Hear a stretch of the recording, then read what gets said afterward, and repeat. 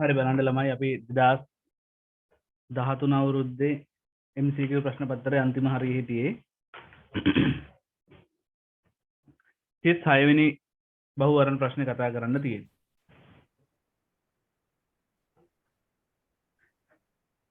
36 අපිට නම් කියනවා කාමර උෂ්ණත්වය තීට නෝට්හිදී V පරිමාවක් සහිත වසන ලද කාමරයක ආරම්භක සාපේක්ෂාර්ථතාව 100x ලු. හරි. මෙතන කාමරයක් තියෙනවා V පරිමාවක් සහිත. මෙයාගේ උෂ්ණත්වය තීට නෝට්. මෙයාගේ උෂ්ණත්වය තීට නෝට්. මෙයාගේ සාපේක්ෂාර්ථතාව 100x කියලා කියනවා. ඉන්පසු මෙම කාමරයේ උෂ්ණත්වය සහ සාපේක්ෂාර්ථතාව පිළිවෙලින් θ1 සහ y දක්වා වායු සමීකරණයක් මගින් අඩු කරනවා. ඊට පස්සේ මේ කාමරය උෂ්ණත්වය θ1 දක්වා අඩු කරනවලු පරිමාව v සාපේක්ෂාර්ථතාව 100y. ඊළඟට කියනවා θ0 සහ θ1ට අදාළ තුෂාරාංකවලදී වාතයේ නිරපේක්ෂ ආර්ද්‍රතාව පිළිවෙලින් A0 A1 කියලා කියනවා. ඉවත් කරපු ජල වාෂ්ප ප්‍රමාණය අහන්න. දැන් මෙතන මෙහෙම වාක්‍යයක් කියනවා ඔයගලන්ට පේනවද? θ0 ට අදාළ තුෂාරාංකයේදී නිරපේක්ෂ ආර්ද්‍රතාව A0. දැන් මෙතන පොඩි වාක්‍යයක් අපිට කියනවා මෙහෙම. θ0 ට අදාළ තුෂාරාංකයේදී තුෂාර අංකයේදී නිරපේක්ෂ ආර්ද්‍රතාව A0. මේකේ තේරුම මොකද්ද? මෙතන කියන්නේ θ0 ට අදාළ තුෂාරාංකයේදී අපි දන්නවා තුෂාරාංකයේදී මක් වෙනවද? සංතෘප්ත වෙනවා. හරිද? තුෂාරාංකය කියන්නේ සංතෘප්ත අවස්ථාව. එහෙනම් θ0 ට අදාළ තුෂාරාංකයේදී කියන්නේ මේ වෙලාවේ සංතෘප්ත වෙන්න නම් θ0 වලදී θ0 ට අදාළ තුෂාරාංකයේදී කියන්නේ ඒකේ තේරුම θ0 වලදී සංතෘප්ත වෙන්න නම්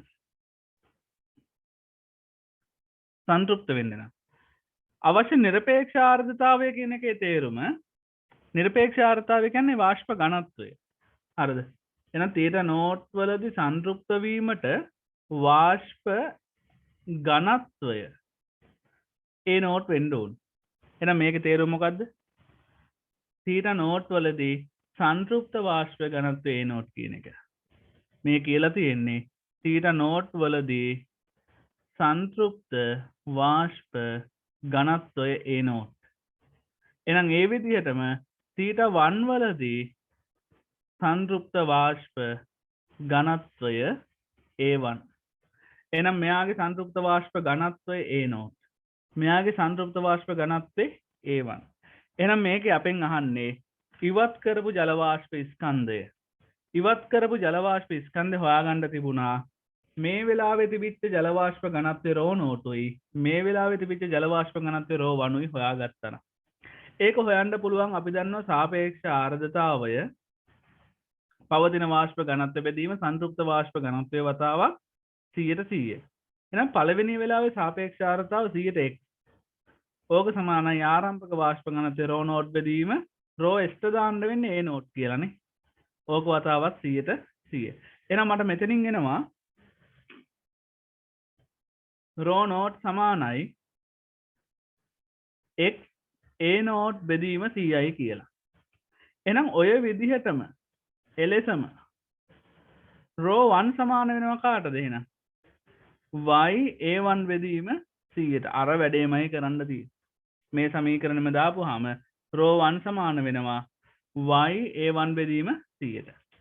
දැන් අවස්ථා දෙකේ වාෂ්ප ඝනත්ව ටික දන්නවා. එහෙනම් මෙන්න මෙතන තිබිච්ච වාෂ්ප ස්කන්ධ M1. මේ වෙලාවේ තියෙන වාෂ්ප ස්කන්ධ M2. මේක M0 මේක M1 කියලා ගමු. මට එහෙනම් M0 අරගන්න පුළුවන් නේද? ඝනත්වය ρ0 පරිමාව v. එහෙනම් මට M0 එනවා කීයද? x A0 v බෙදීම 100යි කියලා. එහෙනම් M1 කීයද එන්නේ? ඝනත්වය ρ1 පරිමාව v. ρ1 ට දාන්න වෙන්නේ ya1 v බෙදීම c එතකොට. එහෙනම් අපෙන් අහන්නේ ඉවත් කරපු ප්‍රමාණයනේ. අපෙන් අහන්නේ ඉවත් කරපු ප්‍රමාණය. ඉවත් කරපු ප්‍රමාණය කියන්නේ ආරම්භයේ තිබිච්ච ප්‍රමාණය සහ දැන් තියෙන ප්‍රමාණය අතර වෙනස. එහෙනම් මේ දෙන්න අතර වෙනස. මේකෙන් මේක අඩු කරන්න පොදු සාධක එළියට ගන්න පුළුවන්. ඔය බෙදීම 100 පොදු හරය විදිහට එළියට ගත්තාම ඇතුළු ඉතුරු වෙනවා x a0v ඍණ y a1v. උත්තරය ගන්න වෙන්නේ පළවෙනි උත්තරේ. උත්තරය ගන්න වෙන්නේ පළවෙනි උත්තරේ.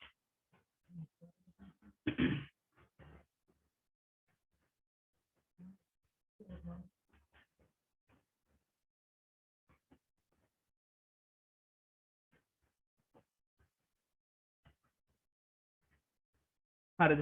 එතකොට එතන දැනගන්න ඕනේ කාරණාව තමයි ඉතින් අර තීට නෝට්ට අදාළ තුෂාරාංකයේදී නිරපේක්ෂ ආර්ද්‍රතාව කියන්නේ සංතෘප්ත වාෂ්ප ඝනත්වය කියන අදහස. ඒ වාක්‍ය තේරුම් ගත්තා නම් මේ ගාන හරි සරල ගාන. ඊළඟට බලන්න 37 වෙනි ගාන.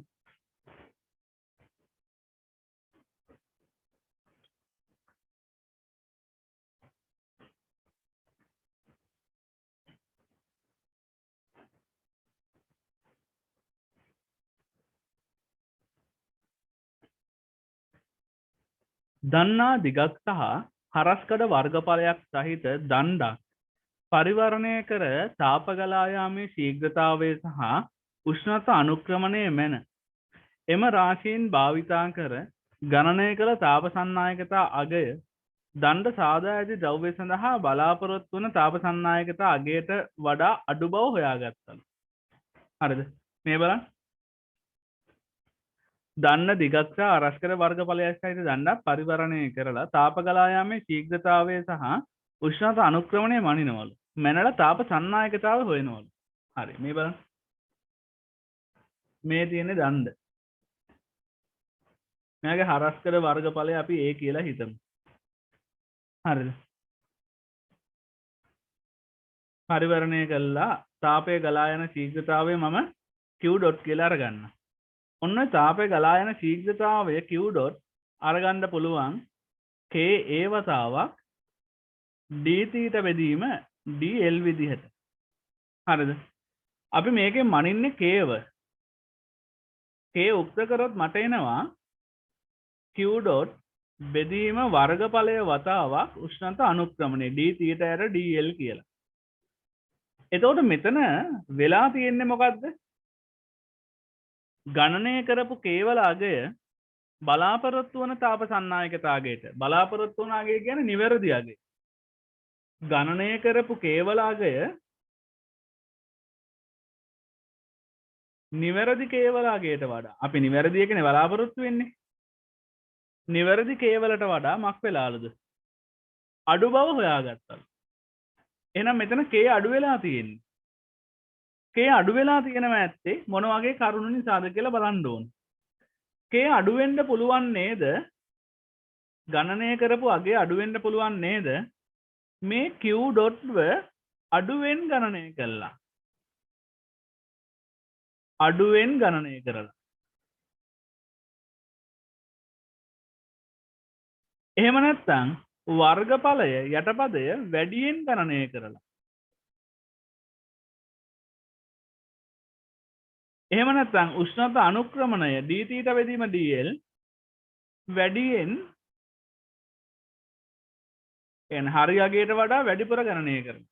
හරිද? ඔන්නෝම හේතු වෙන්න පුළුවන්. දැන් බලන්න උත්තර ටික. පළවෙනි උත්තරය. දණ්ඩ හරහා මනින ලද තාපය ගලා යාමේ ශීඝ්‍රතාවය බලාපොරොත්තු අගයට වඩා අඩු නම් බලාපොරොත්තු අගය කියන්නේ නිවැරදි අගය නිවැරදි අගයට වඩා අඩුවෙන් නම් ගණනය කරලා තියෙන්නේ. ඒක හරි. ඒ කියන්නේ මේ වැඩේ වෙන්න පුළුවන්. දණ්ඩ හරහා මනින ලද තාපය ගලා යාමේ ශීඝ්‍රතාවය බලාපොරොත්තු අගයට වඩා අඩු නම් වෙන්න පුළුවන්. මේ k අඩු වෙන්න පුළුවන් මේ q ඩොට් ව අඩුවෙන් ගණනය කිරීම නිසා. ඒක වෙන්න පුළුවන්. b වාක්‍යය දණ්ඩේ පරිවරණය දුර්වල නම් ඒකත් හරිනේ. දණ්ඩේ පරිවරණය දුර්වල නම් මොකද වෙන්නේ? පරිවරණය දුර්වල නම්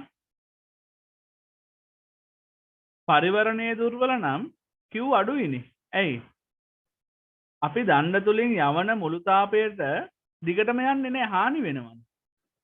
දණ්ඩ තුලින් යවන මුළු තාපය ඉස්සරහට යද්දී හානි වෙලා එන්නෙන් අඩු තාපයක් නේ යන්නේ. ඒතකොට ඒකත් ගණනය අඩු වෙලානේ තියෙන්නේ. ගණනය අඩු වෙලා. ඒතකොට ඒකත් හරි. පරිවරණය දුර්වල නම් වෙන්න පුළුවන්. අර කලින් හේතුවම තමයි. ඒතකොට Q අඩු වෙලා. එහෙනම් ඒකත් හරි. ඊට පස්සේ C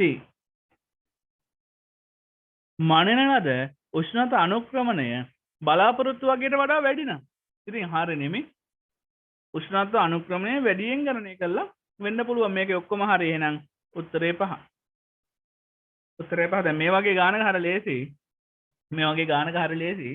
වෙනම අදාළ සමීකරණ ලියලා අපි හොයන එක උත්තර කරන්න. ඊට පස්සේ බලන්න ඒක අඩු වෙන්න පුළුවන් හේතු මොනවද කියලා වෙනම එකපාරක් හිතන්න. ලොකු වෙලාවක් යන්නේ නැහැ නේ. වෙනම එකපාරක් හිතන්න. ඒක අඩු වෙන්න පුළුවන් හේතු. ඒක අඩු වෙන්න පුළුවන් හේතු ටික හොයලා ඊට පස්සේ වාක්‍ය ටික කියවන්න. හරි ලේසි. එහෙනම් උත්තරේ 37ට 5. 38.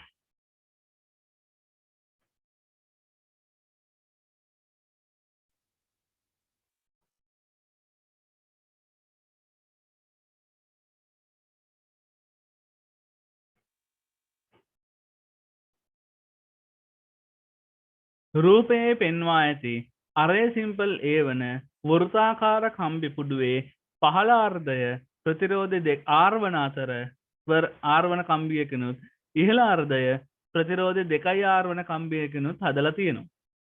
පුඩුවේ කේන්ද්‍රයේ චුම්බක ශ්‍රාව ඝනත්වය.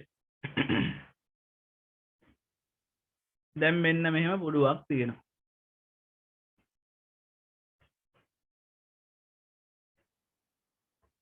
පහළ කොටසේ අරය ප්‍රතිරෝධය R. ඉහළ කොටසේ ප්‍රතිරෝධය 2R. මෙයාගේ අරය දෙනවා සිම්පල් A. දැන් මෙතනින් යනවා I ධාරාව. ඔය I ධාරාව දෙකට බෙදෙනවා. I ධාරාව දෙකට බෙදෙනවා. මේ බලන්න. මේ දෙන්නගේ මේ කොටස් දෙක ගත්තොත් එකම විභවාන්තරයේනේ ඉන්නේ. එකම තැන් දෙක හරහානේ. ඒතකොට අපි දන්නවා V සමානයි IR V නියතයි. ධාරාව සමානුපාතයි එහෙනම් ප්‍රතිරෝධයේ පරස්පරයට. V නියත නිසා. එහෙනම් මෙතන ප්‍රතිරෝධ අතර අනුපාතය ඉහළ සහ පහළ දෙකට එකයි. එහෙනම් ධාරා අතර අනුපාතය ඕකේ පරස්පරය වෙන්න ඕනේ. ඒ කියන්නේ 1:2යි. 1:2. එහෙනම් මේ එන ධාරාව කොටස් 3කට කැඩිලා උඩින් යනවා එක කොටසක්. එහෙනම් කොටස් 3කට කැඩිලා උඩින් එක කොටසක් යනවා කියන I බෙදීම 3ක් යනවා. මේ එන ධාරාව කොටස් 3කට කැඩිලා යටින් කොටස් 2ක් යනවා. ඒ කියන්නේ 2යි I බෙදීම 3ක් යනවා. 2යි I බෙදීම 3ක් යනවා. දැන් මේගොල්ලන්ගෙන් කේන්ද්‍රය ඇති කරන චුම්බක ශ්‍රාව ඝනත්ව ටික හෙව්වනම් හරි. අර I බෙදීම 3 ගත්තොත් I බෙදීම 3න් ඇති කරන්නේ දක්ෂිනාවර්තන ධාරාව තලයේ තුලට චුම්බක ශ්‍රාවයක්. ඒක මම B1 කියලා අරගන්න. ඔය B1 අරගන්න පුළුවන් mu I බෙදීම 2R කින් mu I ට දාන්න වෙන්නේ. එතකොට I බෙදීම 3 බෙදීම 2යි අරය A. අරය A. ඕකෙන් භාගයයි. සම්පූර්ණ වෘත්තය තියෙනවා නම් අරය සිම්පල් R වෙන සම්පූර්ණ වෘත්තකින් I ධාරාවක් යනවා නම් අරය සිම්පල් R වෙන සම්පූර්ණ වෘත්තකින් I ධාරාවක් යනවා නම් B සමාන වෙන්නේ mu I බෙදීම 2යි A ටනේ. 2යි R ටනේ. එතකොට මෙතන අරය වෙනුවට දාන්න වෙන්නේ මෙයාගේ අරය සිම්පල් A මේ පුඩුවේ. එතකොට මේ උඩ කොටස කියන්නේ පුඩු භාගයක්. එහෙනම් මුළු ප්‍රමාණයෙන් භාගය. එහෙනම් මට B1 අරගන්න පුළුවන් කීයද? තලය තුලට mu I බෙදීම 2 2 4යි 4 3 12යි A කියලා. ඔන්න තලය තුලට. ඊළඟට අර යටින් යන 2යි බෙදීම 3 අරගත්තොත් එයාගෙන් යන්නේ වාම ආවර්තව.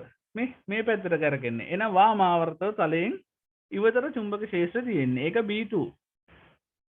එහෙනම් ඒකත් අරගන්න පුළුවන් mu ධාරාවට දාන්න වෙන්නේ 2යි බෙදීම 3 බෙදීම 2a ඕකෙන් අර්ධයයි. අර්ධ වෘතයක් නිසා. ඕක සුළු කරාම එනවා 2 mu y බෙදීම 2 වරක් 2 4යි 4 වරක් 3 12a. එහෙනම් සංප්‍රයුක්ත චුම්බක ශ්‍රාව ඝනත්වය කියන්නේ ඔය දෙකේ වෙනස. මොකද මේ දෙන්න දෙපැත්තට ඉන්නේ. ලොකු එක්කෙනා B2 එහෙනම් තලයෙන් ඉවතට තමයි සංප්‍රයුක්තය තියෙන්නේ. සංප්‍රයුක්ත ගන්න පුළුවන් එහෙනම් B2 ඍණ B1 ගේ 2 mu y බෙදීම 12a ගෙන් අඩු කරන්න ඕනි mu y බෙදීම 12a. සුළු කරාම එනවා mu y බෙදීම 12a. උත්තරේ ගන්න වෙන්නේ තුන්වෙනි උත්තරේ. 38ට එතකොට ගන්න වෙන්නේ තුන්වෙනි උත්තරේ. ඒක මේ ගාන හරිය ලේසි අන්තිම හරිය තිබුණාට ඒ ගාන හරිය ලේසි. එතන අපිට දෙන්නගෙන් වෙන වෙනම ඇති කරන චුම්බක ශ්‍රාව ඝනත්ව ටික හොයාගත්තා නම් හරි. ඒකට කොටස් දෙකේ ධාරාව බෙදෙන විදිය හොයාගන්න ඕනේ මුලින්ම. එතකොට මුලින්ම විභව අන්තරය සමාන නිසා ධාරාව බෙදෙන විදිය හොයාගත්තා. ඊට පස්සේ දෙන්නගෙන් ඇති කරන චුම්බක ශ්‍රාව ඝනත්ව වෙන වෙනම අරගන්න තියෙනවා. ඊට පස්සේ බලන්න 39.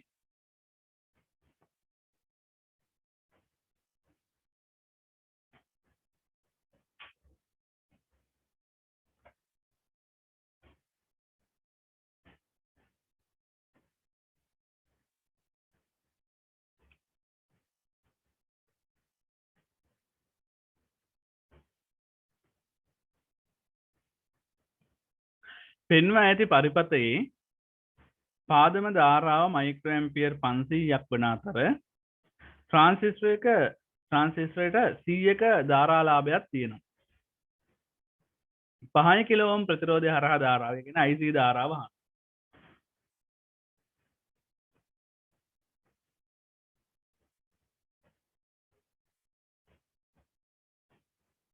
මෙතන IB පාදම ධාරාව දෙනවා 500යි මයික්‍රෝ ඇම්පියර්.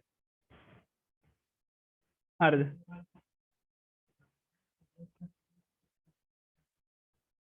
මෙන්න මෙතන VCC දෙනවා ධන 5යි වෝල්ට්.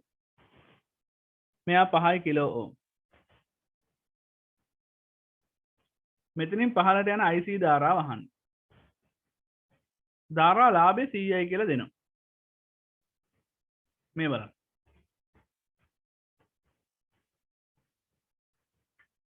මෙතන අපි නිකමට හොයමු සංතෘප්ත අවස්ථාවේ IC ධාරාව. සංතෘප්ත IC හොයමු. මම ඒක පොඩ්ඩක් හොයලා තියාගන්න. සංතෘප්ත වෙලාවේ IC.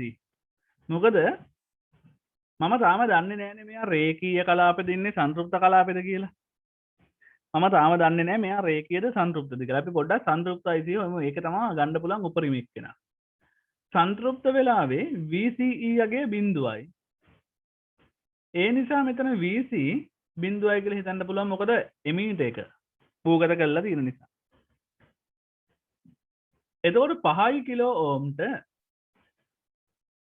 V සමාන IR දාලා මට IC හොයාගන්න පුළුවන්. V ට දාන්න වෙන්නේ උඩ වෝල්ටිය තව 5යි යට වෝල්ටිය තව 0යි සංතෘප්ත වෙලාවේදී වතාවක් IC ගේ උපරිමේ මේ IC උපරිම හොඳයි මම IC max කියලා අරගන්න. ප්‍රතිරෝධය 5 කිලෝ ඕම් කිලෝ කියන්නේ 10/3. 5ට 5 කැපෙනවා මෙතන බිඳුව අඩු වෙනවා වෙනසක් නැහැ. එතකොට 5 විතරයි වමේ ඉතුරු වෙන්නේ. 5ට 5 කැපෙනවා.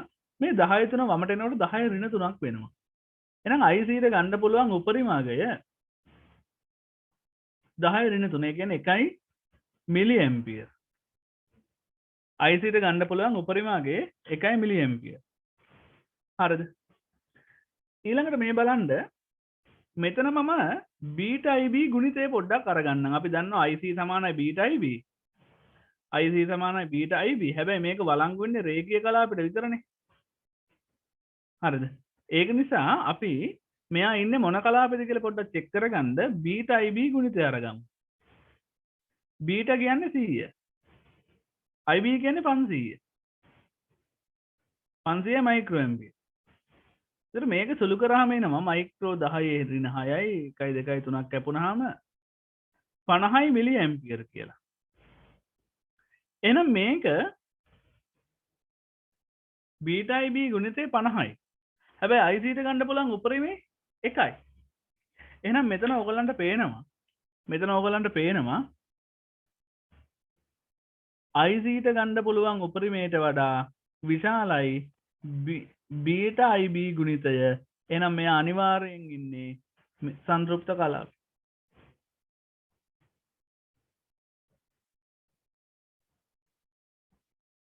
ඉන්නේ සංතෘප්ත කලාපේ නම්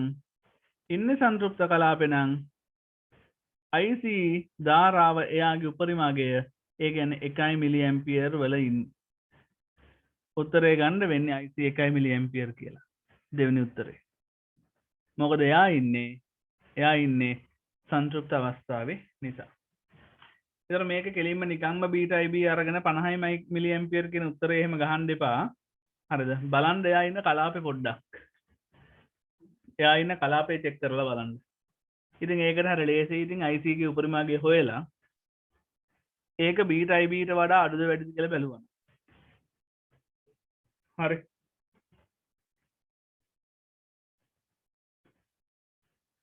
ඊට පස්සේ බලන්න 40 වෙනි ගාන.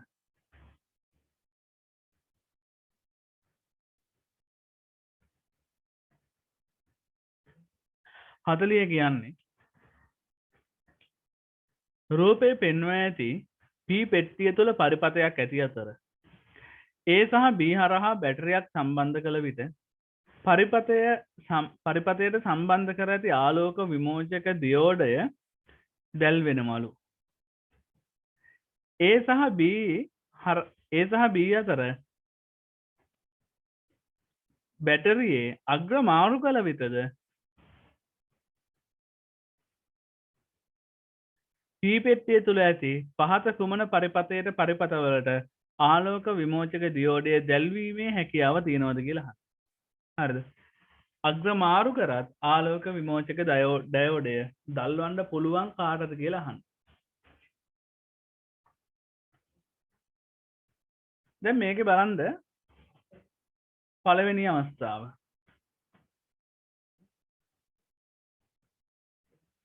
XG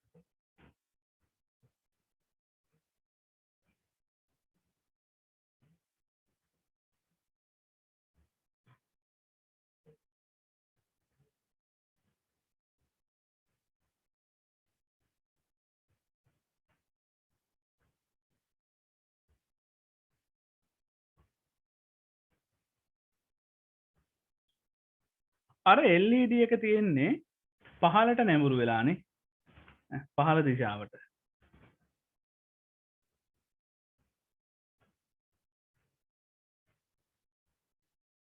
හරිද? අපි මේකේ මුලින්ම හිතමු කෝෂය සම්බන්ධ කරන්නේ මේ ඉහළ ධන පහළ ඍණ විදිහට කියලා. එතකොට බලන්න කෝෂය ඉහළ ධන පහළ ඍණ විදිහට සම්බන්ධ කරාම මෙන්න මේ ඩයෝඩය පෙරනැඹුරු වෙනවානේ. මෙන්න මේ ඩයෝඩය පෙරනැඹුරු වෙනවා. මෙයා පෙරනැඹුරු වෙන නිසා මෙන්න මේ අග්‍රය පරිපථය ලුහුවත් කරනවා. මෙන්න මෙතනින් ලුහුවත් වෙනවා. පෙරනැඹුරු වෙනවා කියන්නේ එයා සන්නායකයක් වගේ වෙනවනේ. එතකොට සන්නායකයක් වුණාම මේ තැන් දෙක ලුහුවත් වෙනවා. ලුහුවත් වේ. එහෙනම් ලුහුවත් වෙනවා කියන්නේ ඒ වෙලාවේදී LED එක දැල් වෙන්නේ නැහැ. ඇයි මෙතනින් ෂෝට් වෙලානේ තියෙන්නේ. එතන මෙහෙන් ඇතුල් කරපු ධාරාව මෙතනින් පහළට අවිලා මෙහෙට යන්නේ. අර පැත්තට යන්නේ නැහැ. ඒතර ධාරාව එහෙට ගියේ නැත්නම් මේ බල්බ් එක පත්තු වෙන්නේ නැහැ. මොකද මෙතනින් ලුහුවත් වෙන නිසා. අග්‍රමාරු කරා. කෝෂය අග්‍රමාරු කරද්දී යට ධන වෙනවා උඩ ඍණ වෙනවා. එතකොට මොකද වෙන්නේ? මේ ටික ධන මෙන්න මෙයා ලුහුවත් වෙනවනේ. මෙයා ලුහුවත් වෙනවා. ලුහුවත් වෙනවා කියන්නේ මෙතනින් මෙහෙ ධාරාව යන්නේ මේ පාර ෂෝට් වෙනවා. මෙයා ෂෝට් වෙනවා. හරිද? එතන ෂෝට් වුණාම එතනින් එහා තියෙන බල්බ් එකපත් වෙන්නේ නැහැ. එතකොට LED එක ඒ දැල් වෙන්නේ නැහැ. LED එක දැල් වෙන්නේ නැහැ. හරිද? ඊට පස්සේ බලන්න එහෙනම් X ට අදාළව LED එක පත් වෙන්නේ නැහැ. X ට අදාළව පත් වෙන්නේ නැහැ කියන්නේ පළවෙනි උත්තරේ වරදිනවා. තුන්වෙනි උත්තරේ වරදිනවා. 1යි 3යි වරදිනවා. X ට අදාළව දැල් වෙන්නේ නැති නිසා. අපි ඊට පස්සේ බලමු y.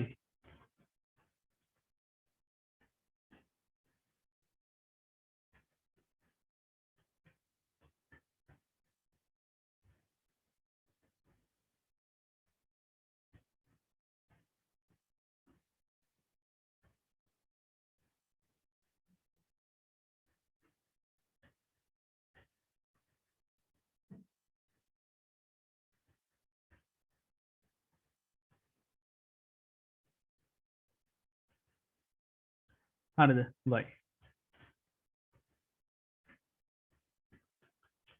මෙන්න මෙතනින් පහළට LED එක තියෙනවා. ඒකෙත් අර වගේ තමා LED එක පත් වෙනවද නැද්ද කියලා බලන්නේ ඒ සලකන එක එක අවස්ථා හරහා LED එක හරහා ධාරාව යනවද නැද්ද කියලා බලන්න. පළවෙනි අවස්ථාවේ මේ ඉහළ ධන පහළ ඍණ කියලා හිතමු.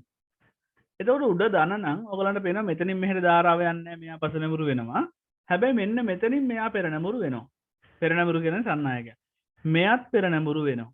එහෙනම් මෙතන මොකෝ වෙන්නේ? ධාරාව මෙහෙම ගිහිල්ලා මේ පැත්තට එනවා. එහෙනම් ධාරාව මෙහෙම ගිහිල්ලා මේ පැත්තට එනවා කියන්නේ අර LED එක දැල් වෙන්නේ නැහැ. මෙන්න මෙතනින් ලුහුවත් වෙනවා. කියන්නේ මේ ධාරාව මේ පාරේ යන්නේ. එතකොට LED එක දැල් වෙන්නේ නැහැ. එහෙනම් එතනින්ම y අයින් කරන්නත් පුළුවන් ඉතින්. දෙවෙනි අවස්ථාව බලන්න මෙන්න මෙතන ධන වෙලා මෙතන ඍණ වුණොත්. එතකොට මෙයාගේ මෙන්න මේ නිල් පාටින් පාට කරලා තියෙන ඩයෝඩ් එක පසනඹුරු වුණා. හැබැයි මෙන්න මේ රතු පාට ඩයෝඩ් එක පෙරනඹුරු වෙනවා. එතනින් මෙහෙට යන ධාරාව කෙලින්ම මෙයා හරහා ආපස්සට එනවා මිසක් LED එක දැල්වන්නේ නැහැ. LED එක හරහා ධාරාව යන්නේ නැහැ. එහෙනම් white වැරදි. අපිට ඉතුරු වෙලා තිබුණේ 1යි 3යි අයින් කරාම 2 4 5 විතරයි. එහෙනම් 2ත් වරදිනවා 4ත් වරදිනවා. එහෙනම් අනිත් එක චෙක් කරන්න ඕනේ නැහැ. ඒක චෙක් කරලා බලන්න. චෙක් කරාම උත්තරේ හරියට එයි. උත්තරේ හරියට එයි. පස්වෙනි උත්තරේ. හරිද? එහෙනම් දැන් මෙතනින්ම Z චෙක් කරන්න නැතුවම පස්වෙනි උත්තරේ කියලා අරගන්න පුළුවන්. අපි ඔන්නම් Z චෙක් කරමු. දැනටමත් අපි උත්තරේ අරගෙන තියෙන්නේ. එනකොට Z ඔන්නම් චෙක් කරමු. Z කොහොමද එන්නේ එතකොට?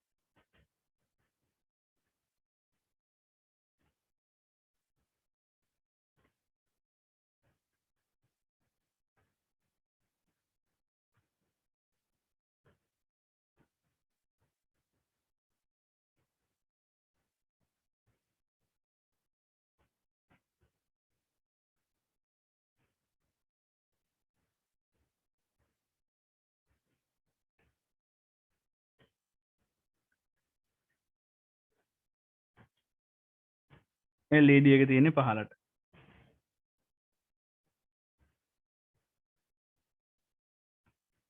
දැන් ඒකේ බලන්න උඩ ධන අවස්ථාව යට ඍණ අවස්ථාව.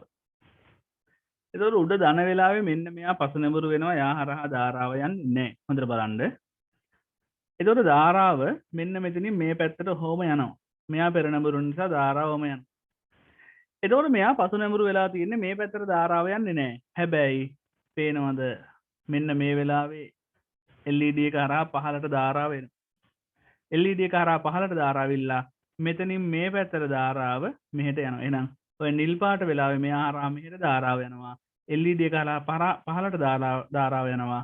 මෙතනින් මෙහෙට ධාරාව එනවා. මෙතනින් ආපස්සට මෙහෙට යන්නේ නැහැ මොකද මෙතනයි විභවය වැඩි. මෙහෙට එනකොට විභවය අඩු වෙවි ගිහිල්ලා තියෙන්නේ. එහෙනම් ඔය වෙලාවේදී LED එකපත් වෙනවා. ඔය වෙලාවේ බල්බ් එකපත් වෙනවා. අනිත් වෙලාව යට පහළ ධන උඩ ඍණ. එතකොට මෙතනින් මෙහෙට යන ධාරාව මෙයා පස නැඹුරු දැන්. මෙහෙට ධාරාව යන්නේ නැහැ. හැබැයි මෙන්න මෙයා පෙර නැඹුරු. එහෙනම් මෙතනින් එන ධාරාව මෙතනින් උඩට යනවා. එතනින් උඩට ගිය ධාරාව ආපස්සට මෙතනින් එන්නේ නැහැ. LED එක හරහා පහළට යනවා. එහෙනම් ඒ වෙලාවෙත් දැල් වෙනවා. LED එකෙන් පහළට ආපු ධාරාව මෙතනින් ආපස්සට මෙහෙම යන්නේ නැහැ. මෙතනින් මේ පැත්තට යනවා. එතකොට මෙහෙම ගිය ධාරාව LED එක හරහා ඇවිල්ලා මෙතනින් මේ පැත්තට ගිහිල්ලා නැවත මෙතනින් මෙහෙට යනවා. එහෙනම් පරිපථය සම්පූර්ණ වෙන්න පුළුවන්. එහෙනම් අවස්ථා දෙකේදීම LED එක දැල් වෙන්නේ ඉසෙඩ් අවස්ථාවේ විතරයි.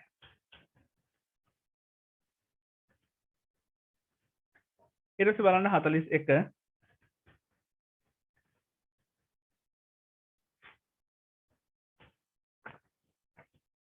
41 අපිට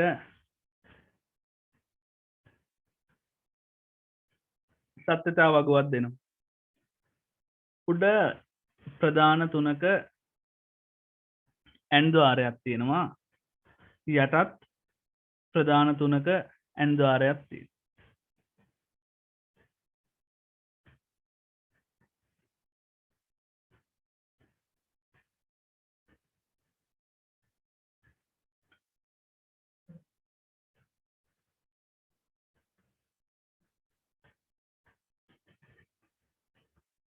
මේක I1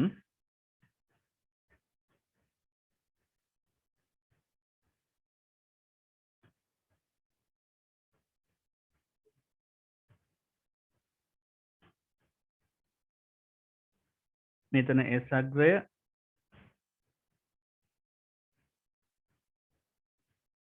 මෙතන E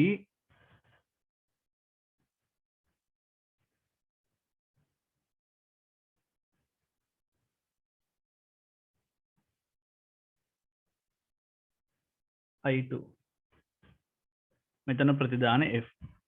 හරි.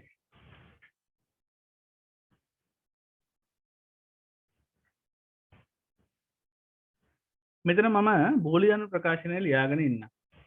මෙයා S නම් මෙන්න මේක S bar. හරිද? ඒක රෝඩින් එනවා I1 මේක S bar මෙතන E. එහෙනම් මෙන්න මෙයාගෙන් එළියට යන්නේ I1 තිත S bar තිත E. හරිද? මෙතන I2 මෙතන S මෙතන E. එහෙනම් මෙතනින් එළියට යන්නේ මේක I2 S E. ඒක එළියට යන්නේ I2 තිත S තිත E. එහෙනම් අපිට පේනවා මෙයාගේ අවුට්පුට් එක වෙන්නේ F සමානයි උඩින් ආවා I1 S bar E ධන යටින් ආවා I2 S E. I2 S E. එහෙනම් මම මේක පොඩ්ඩක් සුළු කරගත්තොත් F සමානයි කියලා එනවා I1 S bar ධන I2 S වතාවක් E කියලා. හරිද? පොදු සාධකයක් එළියට යනවා E. එහෙනම් මේ බලන්න. මෙන්න මේකේ පොදු සාධකයේ E එළියට ගියා කියන්නේ එතනින් අපිට හරි සරලව අරගන්න පුළුවන්. අනිත් ඒවා මොනවා වුණත් E සමානයි බිඳුව නම් E සමානයි බිඳුව නම් F බිඳුව වේ. ඇයි මේ පොදු සාධකයේ E එළියට ගිහිල්ලානේ තියෙන්නේ. E බිඳුව නම් S බිඳුව මේ F අගේ බිඳුව වෙනවා අනිත් ඒවා මොකක් වුණත්. එහෙනම් ওই C වාක්‍ය හරිනේ. එහෙනම් මෙතනින් ওই C වාක්‍ය හරි කියලා අරගන්න පුළුවන්. C හරි කියලා අරගන්න පුළුවන්. බලන්න AB. පළවෙනියගේ කියන්නේ A ගේ කියන්නේ E සමානයි 1 සහ S සමානයි බිඳුව වුණාම. E සමානයි 1 සහ S සමානයි බිඳුව වුණාම ප්‍රතිදානෙ මොකක්ද කියලා අහනවා. මේ බලන්න එතකොට ප්‍රතිදාන F සමානයි. එතකොට මෙතන පළවෙනියගේ I1 ඉන්නවා. S bar ඉන්නවා. S බිඳුවයි කියන්නේ S bar 1යි. ඊට පස්සේ I2 ඉන්නවා. S බිඳුව. වතාවක් ඊට දාන්න වෙන්නේ 1. එහෙනම් මේක සුළු කරාම කීයද එන්නේ? එක වාරයක් I1 කියන්නේ I1 I2 වාරයක් බිඳුව කියන්නේ බිඳුවයි. එහෙනම් මේ දෙන එකතු වෙලා අන්තිමට I1 කියලා එනවා. ඒ කියන්නේ පළවෙනි වාක්‍යය හරි. පළවෙනි වාක්‍යය හරි. ඊට පස්සේ බලන්න B වාක්‍යය. ඊට පස්සේ බලන්න B වාක්‍යය. B එක කියන්නේ E සමානයි 1 හා S සමානයි 1. දැන් බලන්න. එතකොට F සමානයි ප්‍රතිදානය I1 වතාවක් S එකයිනේ. S එකයි කියන්නේ මෙතන S බාට දාන්න වෙන්නේ බිඳුව. ධන I2 වතාවක් S එකයි වතාවක් ඊට දාන්න වෙන්නේ 1. එහෙනම් මෙතන සුළු කරාම F වෙන්නේ මේ කොටස බිඳුව වෙලා I2 ට සමානයි කියලා. එහෙනම් B වාක්‍යයත් හරි. B වාක්‍යයත් හරි. එහෙනම් උත්තරේ ගන්න වෙන්නේ ABC තුනම හරි කියලා පස්වෙනි උත්තරේ. උත්තරේ ගන්න වෙන්නේ ABC තුනම හරි කියලා පස්වෙනි උත්තරේ.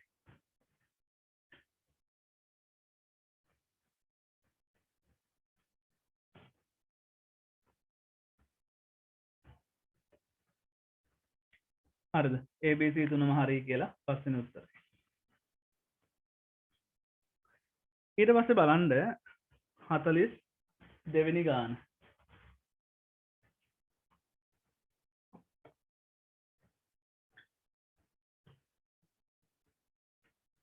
42 මෙහෙමයි. රූපේ දැක්වෙන ආකාරයට එක් එක් තහඩුවේ කේන්ද්‍ර හරහා ඒවාට ලම්බකව ගමන් කරන පොදු අක්ෂයක් වටා භ්‍රමණය කළ හැකි සර්ව සම වෘත්තාකාර ලෝහ තහඩු දෙකකින් විචල්්‍ය සමාන්තර තහඩු ධාරිත්‍රකයක් හදලා තියෙනවා. එක් තහඩුවකට සාපේක්ෂව අනෙක් තහඩුව නියත ඔමෙගා කෝණික වේගයෙන් භ්‍රමණය වේ නම් ධාරිත්‍රකයේ ධාරිතාව කාලය සමග වෙනස් වෙන හැටි. දැන් ඔතන එක තහඩුවක් තියෙනවනේ මෙහෙම. එක තහඩුවක් තියෙනවා ඔහොම. ඒ තහඩුව අචලව තියෙනවා කියලා හිතන්න. මේ පහළ තියෙන තහඩුව අචලව තියෙනවා. හරිද? ඒ පහළ තියෙන තහඩුව අචලව තියෙනවා. මෙතන වෙන වැඩේ අපි නිකමට බලමු. අවස්ථා කිහිපයක් සලකමු.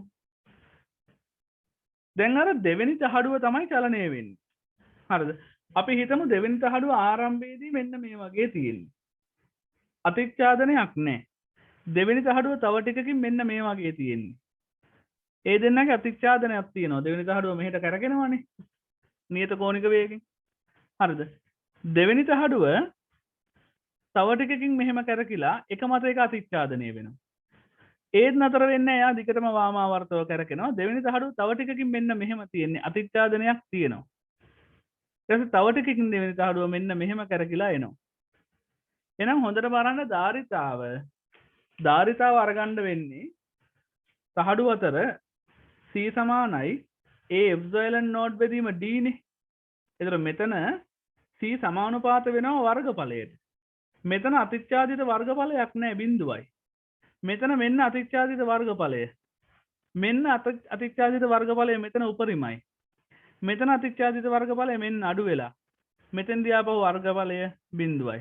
එහෙනම් මෙතන දිගටම ඕක කරගෙද්දී බිඳුවෙන් පටන් අරගෙන උපරිමයක් කරා ගිහිල්ලා නැවත බිඳුව වෙනවා. ඒ වගේ ප්‍රස්ථාරයක් තියෙන්න ඕනේ. ඒතර මේක දිගටම කරගෙනකොට C එන්න ඕනේ කොහොමද කාලයත් එක්ක? බිඳුවෙන් පටන් අරගන්නවා උපරිමයක් කරා යනවා ආයි බිඳුව වෙනවා ආයි උපරිම වෙනවා ආයි බිඳුව වෙනවා ඔහොම යන්න ඕනේ. ඒතර මෙයාගේ චලනය වක්‍රද සරල රේඛීයද කියලා බලන්නයි ඕනේ. මේ වර්ගඵලයේ සමානුපාතයි කෝණයට. ඔය වර්ගඵලය සමානුපාතයි තීටට. ඔමෙගා නියතයිනේ. ඔමෙගා නියත නම් ඔය තීට සමානුපාතයි ටීට. ඒ කියන්නේ ධාරිතාව සමානුපාතයි ටීට.